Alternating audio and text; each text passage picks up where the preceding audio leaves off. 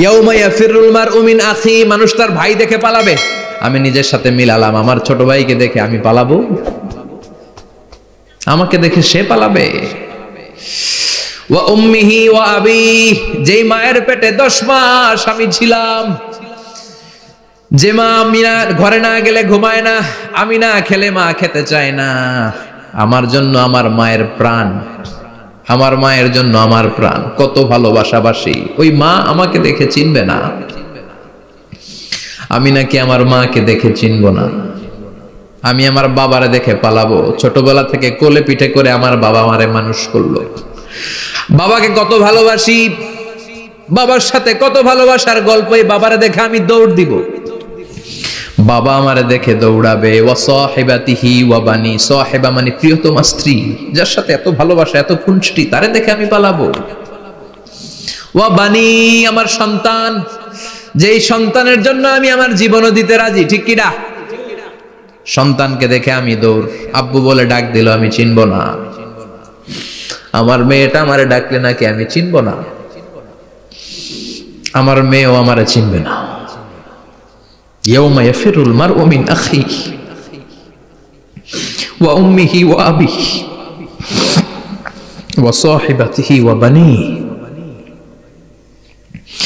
লিকুল্লি ইমরিইম মিনহুম ইয়াউমাইযিন শাআনুন ইউগনিহি। বিশ্বনবী বললেন, আয়েশা, সেদিনটা আজকের দিনের মতো নয়, ভয়ঙ্কর একটা দিন হবে। বাবা ছেলেরে চিনবে না, ছেলে বাবার চিনবে না, মা তার মেয়েরে চিনবে না, মেয়ে তার মারে চিনবে না। মা আর মেয়ের ভালোবাসার চেয়ে বড় ভালোবাসা হতে পারে? বাবা ছেলের ভালোবাসার চেয়ে বড় ভালোবাসা? স্বামী স্ত্রীর ভালোবাসার চাইতে বড় ভালোবাসা দুনিয়ায় আছে? স্বামী স্ত্রীরে চিনবে না, স্ত্রী স্বামীকে চিনবে না, বন্ধু বন্ধুরে চিনবে না, ইমাম সাহেব মুসল্লিরে চিনবে না, মুসল্লি ইমাম সাহেবকে চিনবে না, নেতা কর্মীরে চিনবে না, কর্মী নেতাকে চিনবে না। আমরা সবসময় বিপদে আছি, তবে 4টা কাজ করলে আমাদের বিপদকে কাটিয়ে দিবে কে? আল্লাহ। ঈমান আনতে হবে কার উপর? জোরে বলেন। ঈমানের পথে অবিচল থেকে আমার মরণ যেন হয়, ঈমানের পথে অবিচল থেকে আমার মরণ যেন হয়। তোমারই কাছে মিনতি আমার, তোমারই কাছে মিনতি আমার, মহামহিম দয়াময়, ঈমানের পথে অবিচল থেকে আমার মরণ যেন হয়। পড়েন আমিন। চমৎকার দোয়া হয়ে গেছে না?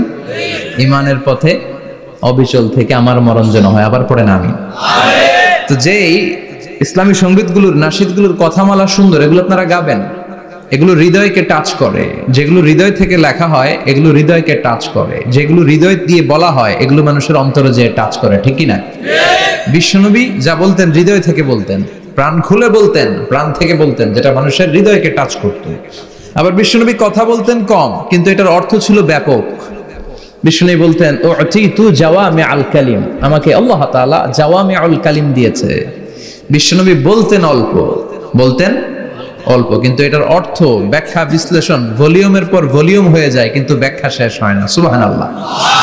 আবার বিশ্বনবী বলতেন, নুসিরতু বিররাবি মাসিরাতা শাহর, আমি যে এলাকায় দাঁড়িয়ে থাকি এলাকার ডানে বায়ে সামনে পেছনে 1 মাসের দূরত্বের রাস্তা পর্যন্ত ওই জায়গায় কোনো কাফের দাঁড়িয়ে থাকলে আমার ভয়ে তার অন্তর থার থার করে কাঁপে।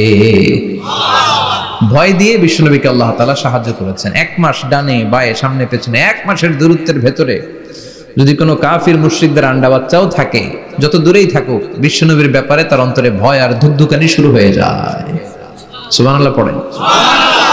এজন্য আমরা বিপদ কাটাতে পারবো না যতক্ষণ না ঈমানদার না হতে পারি। পাক্কা ঈমানদার হতে হবে। ওয়ালা তালবিসু ঈমানাহুম বিযুলমিন, তোমাদের ঈমানকে জুলুমের সাথে মিশ্রিত করো না। জুলুম মানে শিরক, শিরকের সাথে আমাদের কোনো সম্পর্ক নাই। ঈমান হতে হবে পাক্কা ঈমান। ঈমানের সাথে যদি শিরক ঢুকে, ওটা কি পাক্কা ঈমান হয়? খালিস ঈমান হয়? মসজিদে যে নামাজও পড়েন, মাজারে যে সেজদাও দেন, এরকম আছে না নাই? মসজিদে যে আল্লাহর কাছে যায়, মাজারে যে বাবার কাছে যায়, আছে না নাই? মসজিদেও দান করে, আবার মাজারে যেও দান করে, আছে না নাই? না, আপনার এই ডবল স্ট্যান্ডার্ডকে থামিয়ে দিতে হবে, এটাকে ব্রেক করে ফেলতে হবে। আপনি চাইবেন শুধু একজনের কাছে, তিনি কে? বিশ্বনবী বলতেন, ইদা সাআলতা ফাসআলিল্লাহ, যখন চাইবা আল্লাহর কাছে চাও। হাত পাত দেন কার কাছে? ওয়া ইদা ইসতাআনতা ফাসতাইন বিল্লাহ, সাহায্য যদি চাও একমাত্র কার কাছে যাবা? আমাদেরকে সাহায্য করতে পারে কে? বিপদে পড়লে উদ্ধার করতে পারে কে? কবরে মাজারে পড়ে থাকা ব্যক্তি আমাদের উদ্ধার করতে পারে? কথা বুঝতেছেন তো? সহজ না কথাটা? এতজনের কাছে যাওয়া যাবে না, এতজনের কাছে মাথা নোয়ানো যাবে না, নোয়াবো এক জায়গায়, তিনি কে? আবার বিশ্বনবী বলতেন, এই শিরিক হচ্ছে আখফা মিন দাবিবিন নামাল, পিঁপড়ার গুটি গুটি পায়ের চেয়েও শিরকটা হলো বড় সূক্ষ্ম। পিঁপড়া যেমনি গুটি গুটি পায়ে মিষ্টির দোকানে ঢুকে যায়, যে মিষ্টি নষ্ট করে, শিরক তেমনি তোমার ভেতরে ঢুকে তোমার ঈমানকে নষ্ট করে দেয়। আখফা মিন দাবিবিন নামাল। আপনি পাহাড় পরিমাণ গুনাহ নিয়ে, হাদিসে কুদসিতে এসেছে, সাগরের ফেনা পরিমাণ পাপ নিয়ে আল্লাহর কাছে হাজির হয়েছেন। আল্লাহ, আমি পাপী, আমি কি? পৃথিবী না জানুক আমি তো জানি, আমি কি পাপ করেছি হায়। পৃথিবী না জানুক আমি তো জানি, আমি কি পাপ করেছি হায়। আমার পাপের করলে বিচার, বাঁচার উপায় নাই আমার। দয়াময় প্রভু মাফ করো আমায়, মাফ করো আমায়। পড়েন আমিন। আমরা সবাই পাপী। আমরা কি? বিশ্বনবী বললেন, কুল্লুকুম খাত্তাউন, তোমরা সবাই পাপী। ওয়া খায়রুল খাত্তাইন আত-তাওয়াবুন, আর এই পাপীদের মধ্যে সবচাইতে ভালো পাপী ওই পাপী যেই পাপী পাপ করার পরে তওবা করে কার কাছে? এজন্য আল্লাহ বললেন, ইয়া আইয়ুহাল্লাযীনা আমানু তুবু ইলাল্লাহি তাওবাতান নাসুহা, তওবার মতো তওবা করো, কান্নার মতো কান্না করো। চোখের পানি এটা একটা খুব পাওয়ারফুল একটা জিনিস, এটা আপনার পাপকে ধুয়ে মুছে সাফ করে দেয়, আপনাকে নিষ্পাপ বানিয়ে দেয়, ঠিক কি না? তো এই বিশাল পাপের বোঝা নিয়ে, পাহাড় পরিমাণ গুনাহ নিয়ে কিয়ামতের দিন যদি আল্লাহর কাছে আপনি হাজির হয়ে যান, ওই পাপের মধ্যে যদি শিরকের পাপ না থাকে, মানে কোনো মাজারে যে সেজদা দেন নাই, বাবার কাছে যান নাই, কোনো মাজারে মানত করেন নাই, মাজারে লাল শালু দেন নাই, মোমবাতি দেন নাই, আগরবাতি দেন নাই, মাজারে মুরগি মানত করেন নাই, এই পাপগুলো করেন নাই, অনেক পাপ আপনার আছে, কিন্তু শিরকের পাপ নাই। কোন পাপ নাই?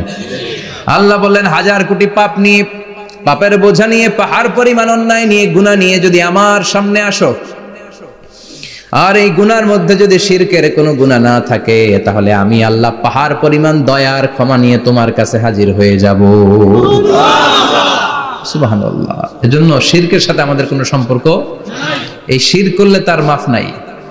ইন্নাল্লাহা লা ইয়াগফিরু আন ইউশরাকা বিহি, শিরক করে ফেললে আর মাফ নাই। এটা ভয়ঙ্কর, এটা ক্যান্সারের চেয়ে ভয়ঙ্কর। ক্যান্সারের অ্যানসার আছে, শিরকের কোনো অ্যানসার নাই। লা ইন আশরাকতা লা ইয়াহবাতান্না আমালুক, যদি তুমি শিরক করো, তোমার রোজা, নামাজ, হজ, যাকাত, জিকির গুলারে বাতিল করে দিবে কে? এজন্য শিরকের সাথে আমাদের সম্পর্ক আছে।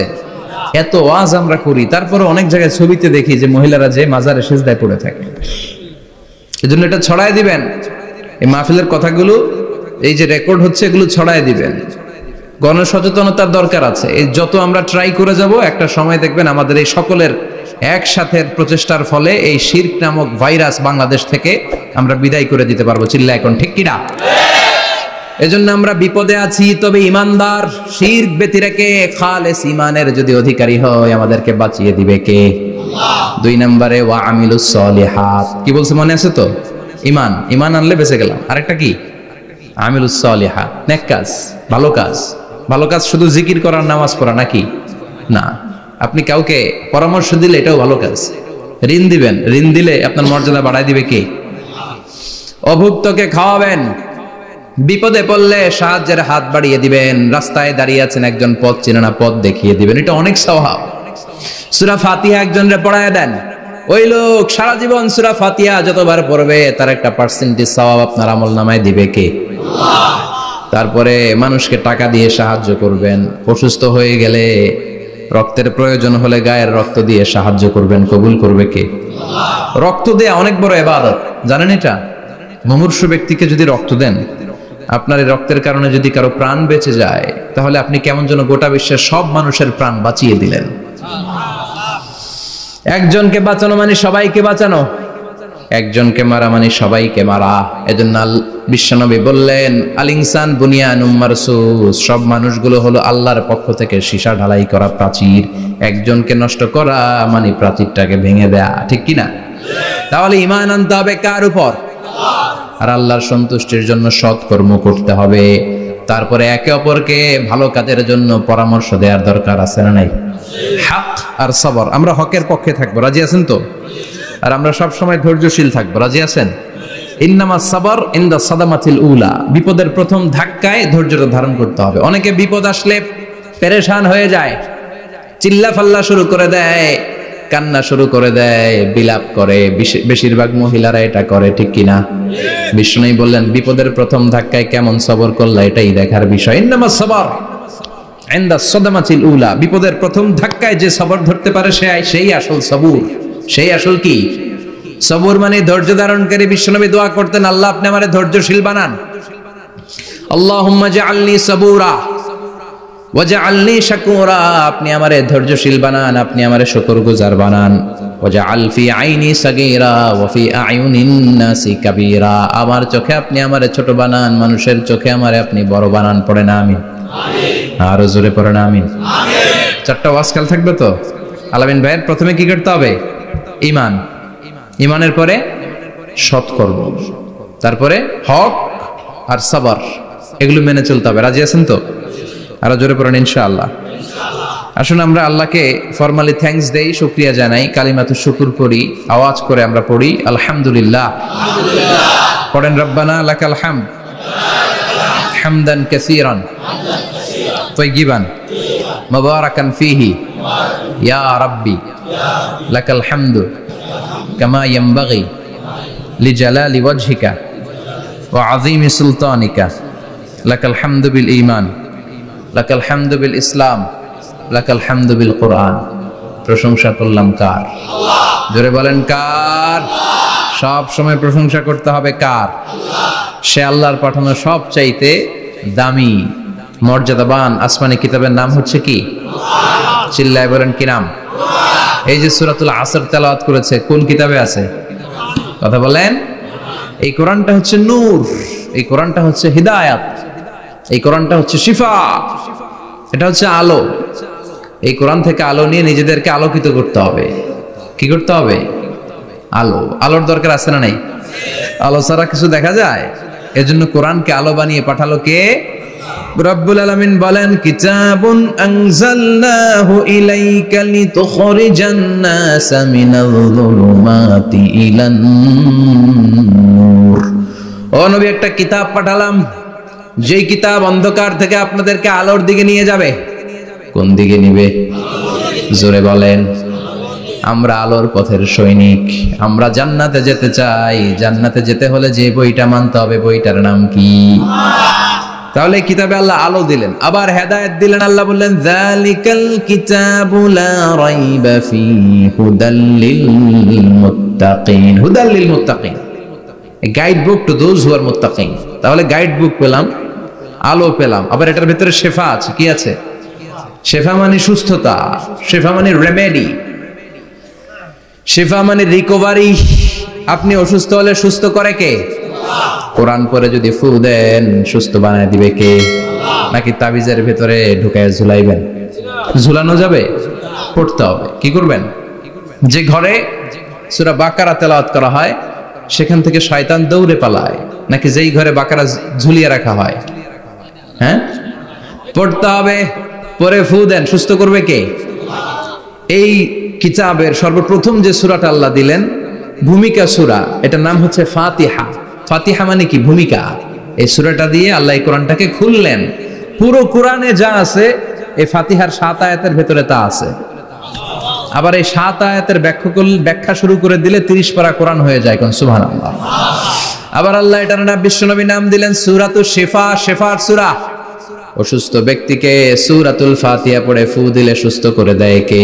আল্লাহ। বুখারীর বর্ণনায় বিশ্বনবীর কিছু সাহাবারা মরুভূমিতে সফর করছিলেন। এক লোক অসুস্থ ছিল, কেউ কোন জাদু মন্ত্র পড়ে ফু দিয়ে তাকে সুস্থ করতে পারছিল না। সাহাবারা বলল আমরা পারবো। সবাই বলল তোমরা বেদুইন, পারবা কেমনে? যাও মিয়া। সাহাবারা বলল আমাদের কাছে এমন জিনিস আছে, এটা পড়ে ফু দিলে অসুস্থরে সুস্থ করে কে? আল্লাহ। সবাই বলে তাইলে আসো সুস্থ করো। সাহাবারা বলে তাহলে আমাদেরকে খাসি দিবা 100টা, এক পাল ছাগল দিবা, কতিফু গানাম। বিশ্বনবীর এক সাহাবী ওই সাপে দংশন করা লোকটার পাশে বসে সূরাতুল ফাতিহা পড়ে ফু দিতে দেরি মুহূর্তের মধ্যে অসুস্থ ব্যক্তিটারে সুস্থ করে দেয় কে? আল্লাহ। বিশ্বাস হয়? হ্যাঁ, বাবুল ইস্তিশফা বিল কোরআন, কোরআন দিয়ে শিফা নেওয়া। কি নেওয়া? শিফা। অসুস্থ হয়েছেন, সূরা ফাতিহা পড়েন, সূরা ইখলাস পড়েন। বিশ্বনবীর হাতে একবার বিচ্ছু কামড় দিল, বিশ্বনবী সূরাতুল ইখলাস পড়লেন, সূরাতুল ফালাক পড়লেন, নাস পড়ে ফু দিলেন, ভালো করে দিল কে? আল্লাহ। আমরাও যারা অসুস্থ, আমরাও যদি ইখলাস ফালাক নাস পড়ি, ফাতিহা পড়ে ফু দেয়, আমাদেরকে ভালো করবে কে? আল্লাহ। বিশ্বাস হয়? বিশ্বাস হয় না কার? দেখি সবার হয়? আল্লাহ আমাদের বিশ্বাসকে আরো মজবুত করো।